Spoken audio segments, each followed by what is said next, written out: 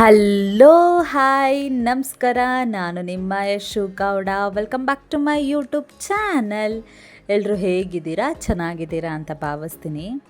So ಇವತ್ತು ನಾನು ನಿಮಗೊಂದು ಸೂಪರಾಗಿರೋ ಒಂದು ಒಳ್ಳೆ ಫುಡ್ನ ನಾನು ನಿಮ್ಗೆ ಹೇಳ್ಕೊಡ್ತಿದ್ದೀನಿ. ಇದು ಹೆಲ್ತಿಗಂತೂ ತುಂಬ ಒಳ್ಳೆಯದು ಆ್ಯಂಡ್ ಇದನ್ನು ಈ ಸೀಸನಲ್ಲಿ ನೀವು ಮಾಡ್ಕೊಂಡು ತಿನ್ನಲೇಬೇಕು. ಅದೇನು ಅಂದರೆ ಮಾವಿನಕಾಯಿ ತಂಬುಳಿ. ಇಲ್ಲಿ ನಾನು ಒಂದು ಹುಳಿ ಮಾವಿನಕಾಯಿನ ಬಳಸಿದ್ದೀನಿ, ಅಂದರೆ ಒಂದು ಫುಲ್ ಬಳಸಿಲ್ಲ. ಹೇಳ್ತೀನಿ ಹೇಗೆ ಮಾಡೋದಂತ. ಆದರೆ ನಿಜವಾಗ್ಲೂ ತುಂಬ ಚೆನ್ನಾಗಿತ್ತು ಗಾಯ್ಸ್. ಮಿಸ್ ಮಾಡದೆ ಈ ಥರ ಒಂದು ಡಿಶ್ನ ಮಾಡಿಬಿಟ್ಟು ನಿಮ್ಮ ಮನೆಯವ್ರಿಗೆ ಕೊಡಿ, ತುಂಬ ಇಷ್ಟಪಟ್ಟು ತಿಂತಾರೆ. ಆಮೇಲೆ ಇದಕ್ಕೆ ಏನು ಅಂದರೆ ಬಿಸಿ ಬಿಸಿ ಅನ್ನದ ಜೊತೆ ತಿಂದರೆ ಇನ್ನೂ ಸೂಪರಾಗಿರುತ್ತೆ. ಬಿಸಿ ಅನ್ನದ ಜೊತೆ ನೀವು ಬೇಕಾದರೆ ಸಂಡಿಗೆನೋ ಹಪ್ಳನೋ ಇಲ್ಲ ಉಪ್ಪಿನಕಾಯಿ ಇಲ್ಲ ಅಂದರೆ ಗ್ರೀನ್ ಚಿಲ್ಲಿನ ಎಣ್ಣೆಲಿ ಫ್ರೈ ಮಾಡಿಕೊಂಡು ತಿಂತಾರಲ್ಲ, ಸೊ ಆ ಥರನೂ ಕೂಡ ನೀವು ತಿನ್ಬೋದು. ನಾನು ಇದಕ್ಕೆ ಬಿಸಿ ಬಿಸಿ ಅನ್ನ ಮಾಡಿಕೊಂಡು ಇದಕ್ಕೆ ಸೈಡಿಗೆ ಸಂಡಿಗೆ ಹಾಕ್ಕೊಂಡು ತಿಂದೆ. ನಿಜವಾಗ್ಲೂ ಎಷ್ಟು ಚೆನ್ನಾಗಿತ್ತು ಅಂದರೆ ಗಾಯ್ಸ್, ಇದು ನಾನು ಕೂಡ ಫಸ್ಟ್ ಟೈಮ್ ಟ್ರೈ ಮಾಡಿದ್ದನ್ನು. ಅಷ್ಟೊಂಥರ ಸಕ್ಕತ್ತಾಗಿತ್ತು. ಮಿಸ್ ಮಾಡದೆ ಈ ರೆಸಿಪಿನ ನೀವು ಟ್ರೈ ಮಾಡಲೇಬೇಕು. ಹೇಗೆ ಮಾಡೋದಂತ ಹೇಳ್ತೀನಿ ಬನ್ನಿ. ಮೊದಲು ಮಾಮೂಲಿ ಒಂದು ದೊಡ್ಡ ಸ್ಟೀಲ್ ಪ್ಯಾನು ನಾನ್ ಸ್ಟಿಕ್ ಯಾವುದಾದ್ರೂ ಓಕೆ. ಮಾಮೂಲಿ ಒಂದು ಪ್ಯಾನಿಗೆ ಒಂದು 2-3 ಸ್ಪೂನಷ್ಟು ಎಣ್ಣೆ, ಸಾಸಿವೆ, ಜೀರಿಗೆ, ಕಡಲೆಬೇಳೆ, ಆಮೇಲೆ ಒಣಗಿದ ಮೆಣಸಿನ್ಕಾಯಿ ಒಂದೆರಡು, ಇದು ರೆಡ್ ಚಿಲ್ಲಿ ಒಂದೆರಡು, ಅದಾದಮೇಲೆ ಸ್ವಲ್ಪ ಕರಿಬೇವು, ಆಮೇಲೆ ಒಂದು ಮೀಡಿಯಮ್ ಸೈಜ್ ಈರುಳ್ಳಿನ ಸಣ್ಣದಾಗಿ ಹೆಚ್ಚಿಟ್ಕೊಂಡು ಅದನ್ನು ಕೂಡ ಹಾಕ್ಕೊಳ್ಳಿ. ಇಲ್ಲಿ ಈರುಳ್ಳಿ ಜಾಸ್ತಿ ಹಾಕ್ಕೊಂಡ್ರೂ ಏನೂ ಪ್ರಾಬ್ಲಮ್ ಇಲ್ಲ, ಚೆನ್ನಾಗಿರುತ್ತೆ. ನಾನಿಲ್ಲಿ ಒಂದು ಈರುಳ್ಳಿನ ಹಾಕ್ಕೊಂಡಿದ್ದೀನಿ.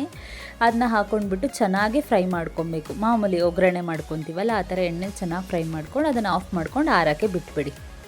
ಸೊ ಅದು ಆರೋ ಗ್ಯಾಪಲ್ಲಿ ಈ ಕಡೆ ಒಂದು ಜಾರಿಗೆ ಮಾಮೂಲಿ ಇಲ್ಲಿ ಒಂದು 1/2 ಕಪ್ಪಷ್ಟು ತೆಂಗಿನ ತುರಿ, ಅದಾದಮೇಲೆ ಒಂದು 1/2 ಕಪ್ಪಷ್ಟು ತೆಂಗಿನ ತುರಿಗೆ ಒಂದು 1/2 ಕಪ್ಪಷ್ಟು ಮಾವಿನಕಾಯಿ ಪೀಸಸ್ಸು. ಇಲ್ಲಿ ನಾನು ಹುಳಿ ಮಾವಿನಕಾಯಿ ತೊಗೊಂಡಿದ್ದೀನಿ. ಒಂದು ಮಾವಿನಕಾಯಲ್ಲಿ ಒಂದು ಅರ್ಧ ಮಾವಿನಕಾಯಿ ತೊಗೊಂಡಿದ್ದೀನಿ ಅಂದ್ಕೊಳ್ಳಿ.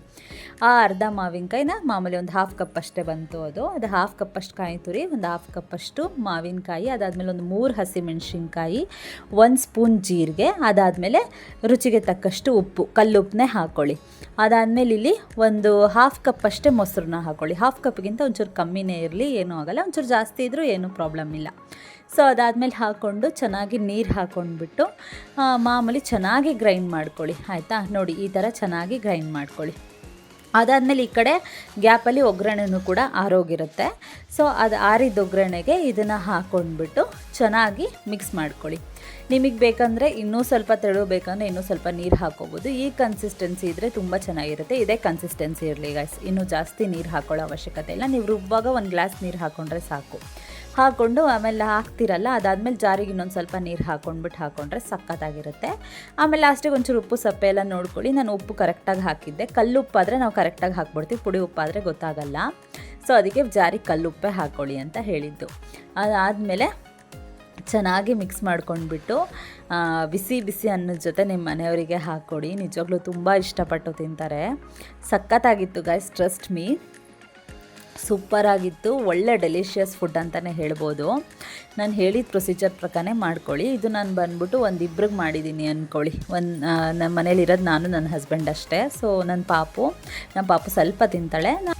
ಸೊ ನಾನು ಇಬ್ಬರಿಗೆ ಮಾಡೋ ಅಷ್ಟು ತೋರಿಸಿದ್ದೀನಿ. ನೀವು ಇನ್ನೂ ಸ್ವಲ್ಪ ಜಾಸ್ತಿ ಇದ್ದರು, ಫ್ಯಾಮಿಲಿಲೆಲ್ಲ ಇನ್ನೂ ಸ್ವಲ್ಪ ಜಾಸ್ತಿ ಇದ್ದರು, 4-5 ಜನ ಇದ್ದರು ಅಂದರೆ ಸ್ವಲ್ಪ ಎಲ್ಲನೂ ಜಾಸ್ತಿ ಹಾಕ್ಕೊಳ್ಳಿ ಅಷ್ಟೇ. ಒಂದು ಮಾವಿನಕಾಯಿ ಹಾಕ್ಕೊಂಡು ಕೂಡ ಮಾಡ್ಕೊಳ್ಳಿ, ಮೊಸರನ್ನು ಕೂಡ ಜಾಸ್ತಿ ಹಾಕ್ಕೊಂಡು ಮಾಡ್ಕೊಳ್ಳಿ, ಕಾಯಿ ಕೂಡ ಜಾಸ್ತಿ ಹಾಕ್ಕೊಳ್ಳಿ, ಚೆನ್ನಾಗಾಗುತ್ತೆ. ಮಿಸ್ ಮಾಡದೆ ಟ್ರೈ ಮಾಡಿ.